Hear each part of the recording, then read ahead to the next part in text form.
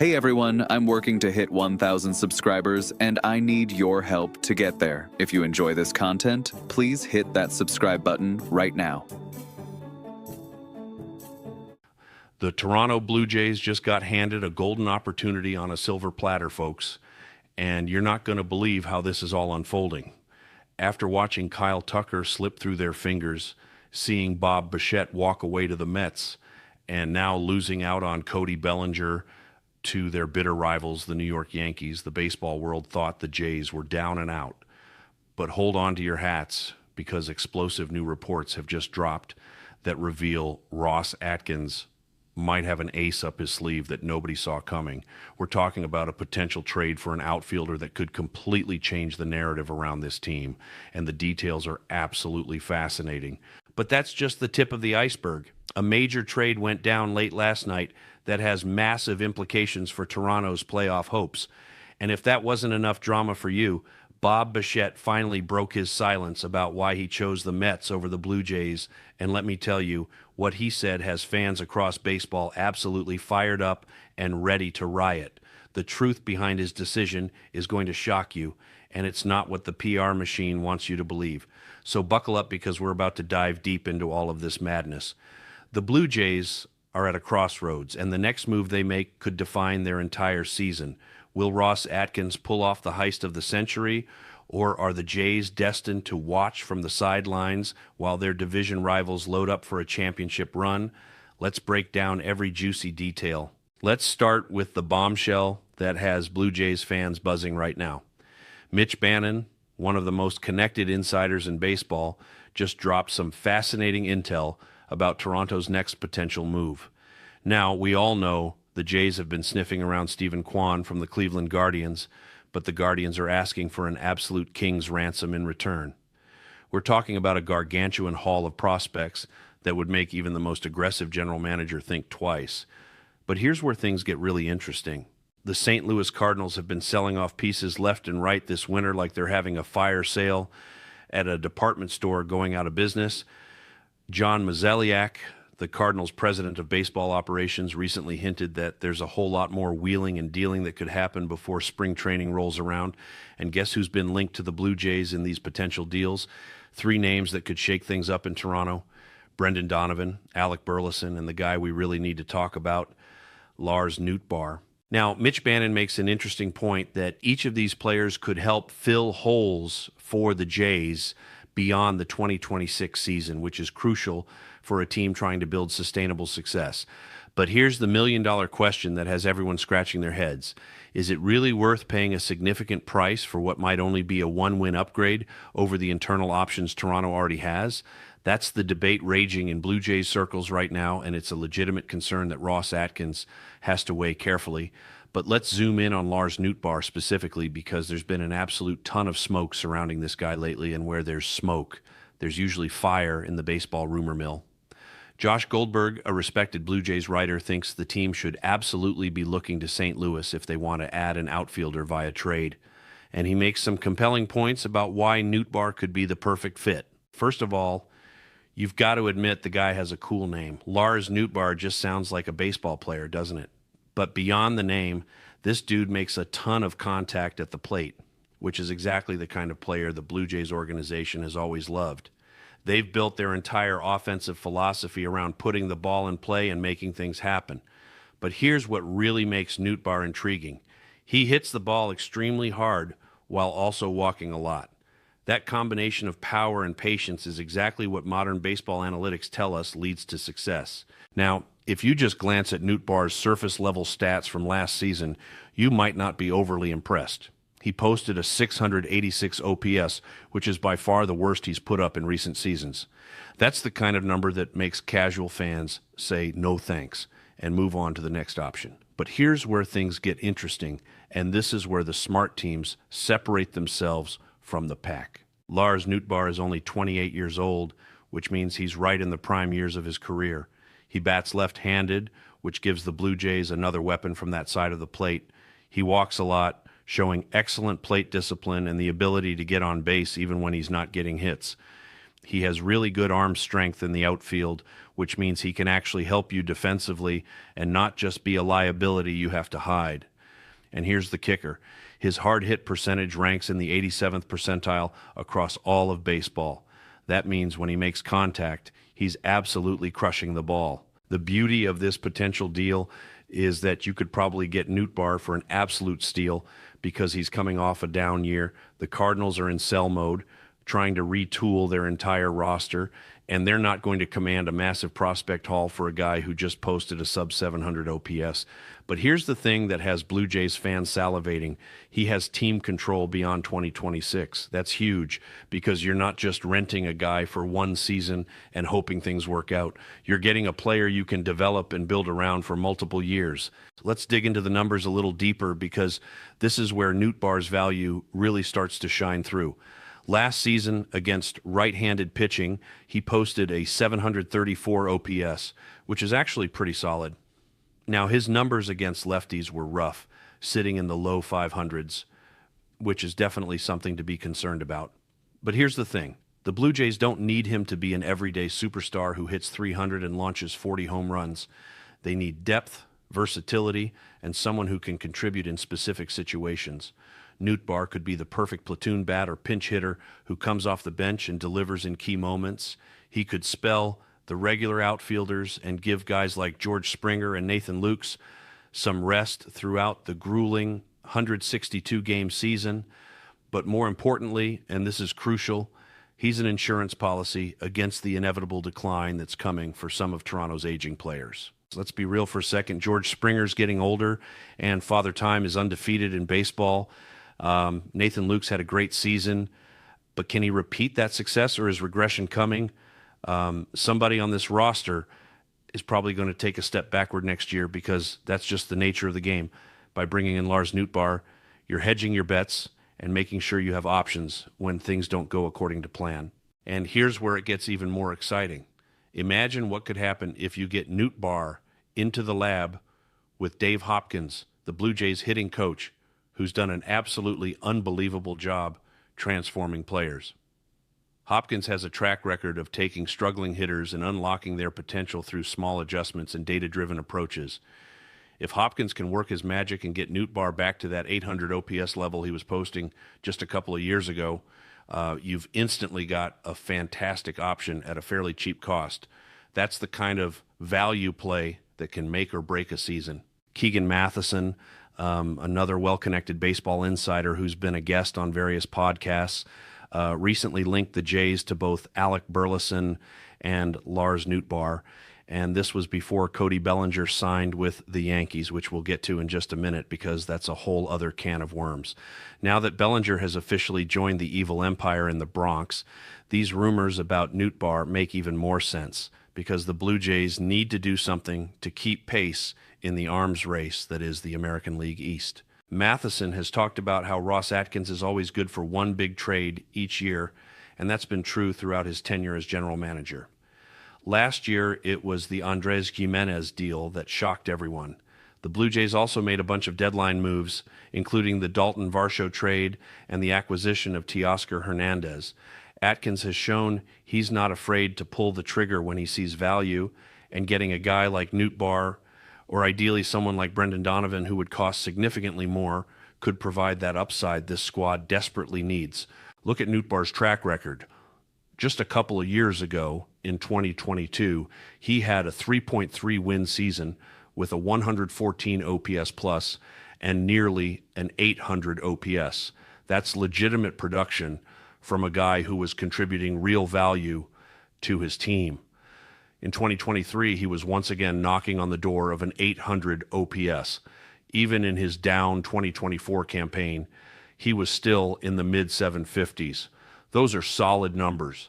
And with some tweaks from the Blue Jays coaching staff, particularly Dave Hopkins, there's every reason to believe this guy can turn things around.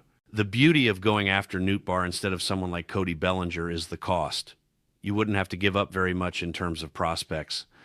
We're talking maybe a top 10 to top 15 prospect, or perhaps someone like RJ Schreck, who has talent but isn't considered untouchable. The Cardinals are in asset accumulation mode right now, trying to rebuild their farm system and get younger across the board. They're motivated sellers, which means the Blue Jays have leverage in negotiations. Now, let's talk about Cody Bellinger for a second, because his situation directly impacts what the Blue Jays should do next. Bellinger is absolutely going to be a better player than Lars Nootbaar next season. Let's not kid ourselves about that. The guy is a former MVP with a track record of excellence when he's healthy and locked in. But you know what Bellinger also got? An absolute boatload of money from the Yankees. We're talking about $162 million over 5 years with multiple opt-outs built into the contract. Scott Barras, Bellinger's agent, absolutely killed it in these negotiations. Reports suggest Boras got the Yankees to increase their offer 3 or 4 times, and it appears they were essentially bidding against themselves because there wasn't another serious suitor driving the price up. The Blue Jays were never really in on Bellinger in any serious way. Maybe their name was floated out there as leverage to get the Yankees to increase their bid, but there were never firm reports of Toronto making a competitive offer. And you know what? That's perfectly fine. At that price point, I'm actually happy the Blue Jays took a pass on Bellinger. Taking a flyer on a guy like Lars Nootbaar for a fraction of the cost and a minimal prospect investment makes a lot more sense from a value perspective. You're hedging your bets against regression from your current roster, you're adding depth and versatility, and you're doing it without breaking the bank or gutting your farm system. That's smart baseball management right there. The Cardinals are clearly in sell mode at this point. They've already traded away pieces and more moves are coming. While Brendan Donovan would cost significantly more in a trade, and Alec Burleson might also command a decent return, Nootbaar represents that sweet spot of talent and affordability. If you can get him for a top 15 or even top 20 prospect, that's the kind of deal you make every single time and don't look back. Now, I know what some of you are thinking right now. Why would the Blue Jays want to get Lars Nootbaar when they already have Nathan Lukes and both guys are left-handed hitters? It's a fair question, but here's the answer. You're not replacing Lukes. You're adding a different dimension to the roster. Nootbaar has a much higher ceiling than Lukes because he's proven he can produce at a high level over multiple seasons. He's got really good intangibles, including that cannon for an arm in the outfield that Lukes also possesses. And most importantly, Nootbaar gives you control beyond 2026, which is crucial for long-term planning. Would I trade a premium top-tier prospect for Nootbaar? Absolutely not.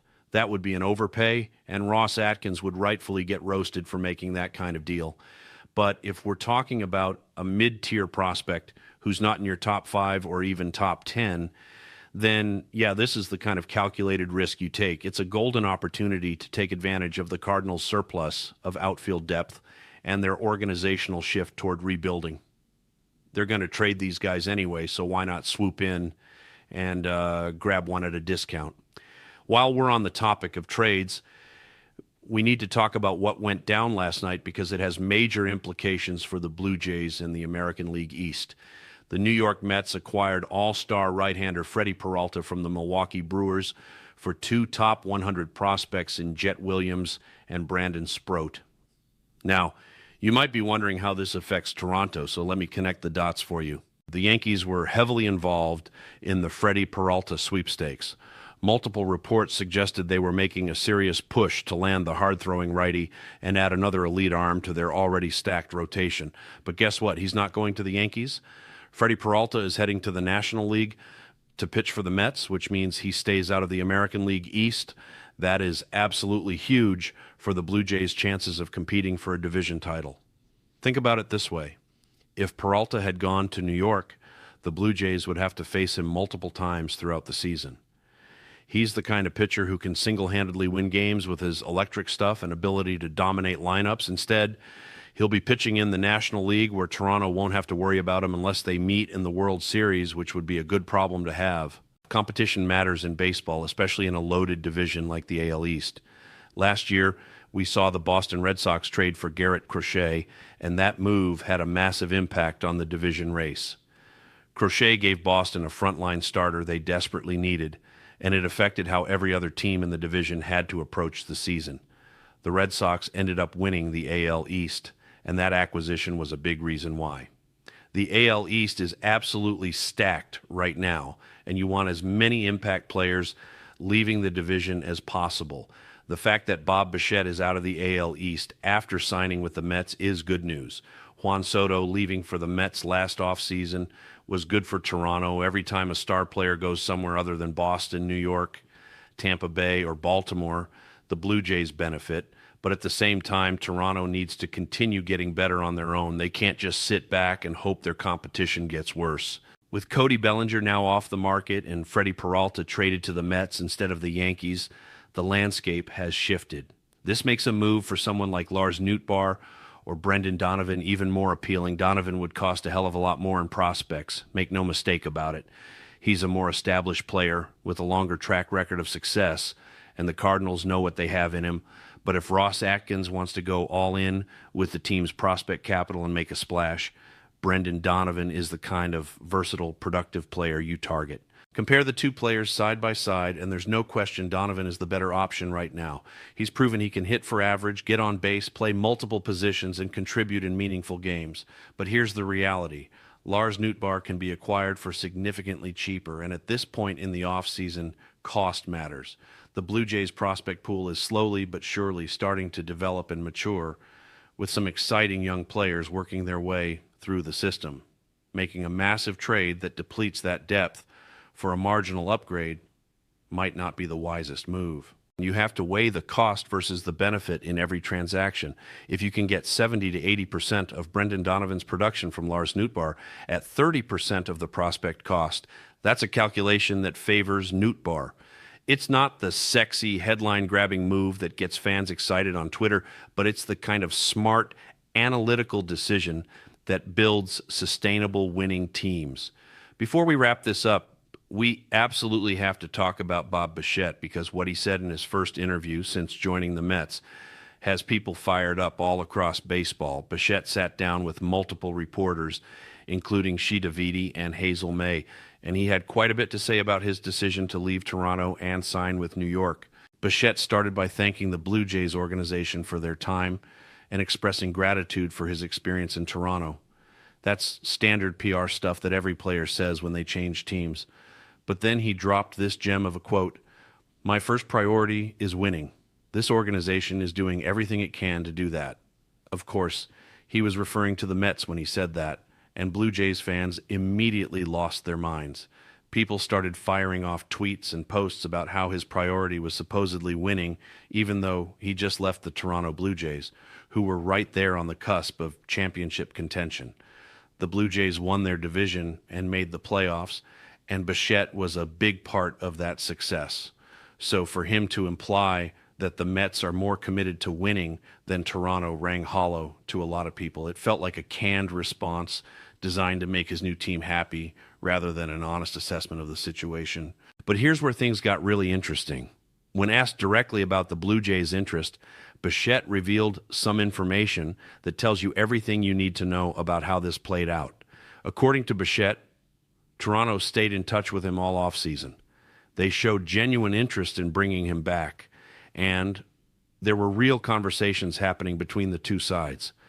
But at the end of the day, it became clear to Bashette that signing with the Mets was the decision he needed to make.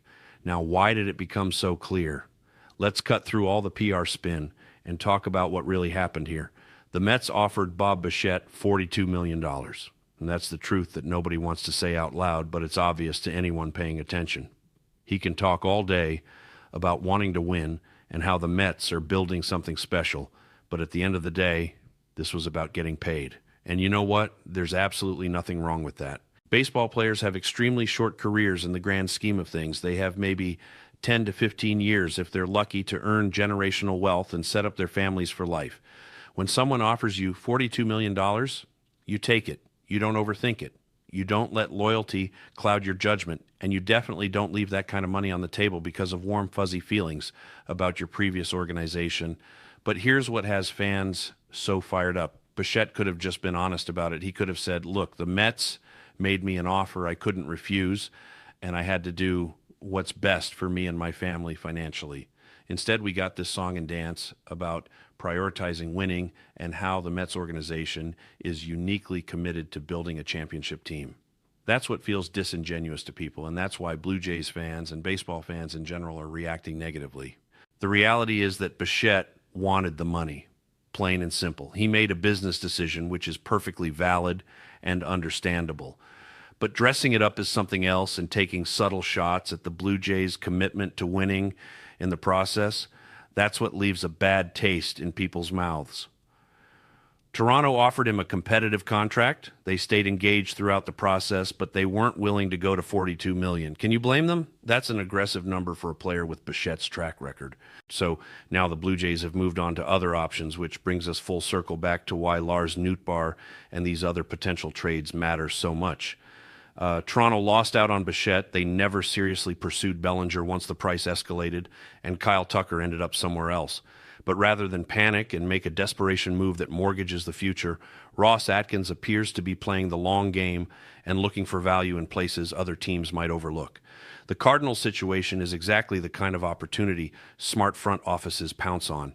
You've got a team that's openly rebuilding and has made it clear they're willing to trade major league talent for future assets. You've got several outfielders with team control who could fill needs for Toronto, and you've got a market that probably isn't super competitive because other teams are focused on the bigger names and flashier options. This is where Ross Atkins has historically thrived. He's not usually the guy who wins the bidding war for the biggest free agent or trades away the farm for the superstar. Instead, he finds the undervalued players, the guys coming off down years who still have talent, the situations where he has leverage in negotiations, whether it's Nootbaar, Donovan, or Burleson, or maybe even someone we haven't heard about yet. You can bet Atkins is working the phones and exploring every possible avenue to improve this roster. The Blue Jays are at a fascinating crossroads right now. They've got a core of talented players who should compete for a playoff spot. They've got some promising young prospects who could contribute as early as this season. They've got one of the best player development systems in baseball, particularly on the hitting side with Dave Hopkins and his staff. But they also have some legitimate question marks about depth, about aging veterans potentially declining, and about whether they can keep pace with the big spending teams in their division. Making a move for someone like Lars Nootbaar won't make headlines or get people jumping up and down with excitement. It's not the blockbuster trade that dominates SportsCenter for a week, but it's the kind of calculated, intelligent baseball move that winning organizations make. You're adding talent at a reasonable cost. You're creating competition for roster spots, which makes everyone better, and you're giving yourself insurance against things going wrong. And let's be honest, things always go wrong over the course of a 162-game season. Players get injured, slumps happen. Guys who were great last year suddenly can't hit their weight. Having depth and having options is what separates the teams that fold under pressure from the teams that find ways to win. The Blue Jays learned that lesson the hard way in previous seasons when injuries decimated their roster and they had no viable alternatives to turn to. So, as we head deeper into the offseason and get closer to spring training, all eyes are on Ross Atkins and what move he makes next. Will it be Lars Nootbaar from the Cardinals? Will it be Brendan Donovan in a bigger splash? Will it be someone completely out of left field that nobody saw coming? That's the fun of following baseball in the winter months. You never quite know when the next shoe is going to drop. What we do know is that the Blue Jays have been handed a golden opportunity with the Cardinals fire sale, and the smart money says they're going to take advantage of it in some way. Whether that results in a championship or just a marginal improvement remains to be seen, but at least they're being active and trying to get better rather than standing pat and hoping for the best. The AL East arms race is in full swing, and Toronto can't afford to fall behind. Boston made moves, New York made moves, Tampa Bay always finds ways to compete despite having no money, and Baltimore is young and hungry. The margin for error is razor thin, and every decision matters. Getting Freddie Peralta out of the division was a lucky break. Now it's time for the Blue Jays to make their own luck. As for Bob Bichette and his comments about prioritizing winning while chasing that $42 million payday, good luck to him with the Mets. Blue Jays fans will remember the good times, the big hits, and the contributions he made to the team, but they'll also remember the way he handled his exit, and that might leave a sour taste for a while. In the end, business is business in professional sports, and both sides did what they thought was best for their interests. Now Toronto moves forward with new targets. Hey everyone, and new goals, I'm working to hit and the 1,000 Bashette era is subscribers, officially in and the I rear need view. your help to get there. If you enjoy this content, please hit that subscribe button right now.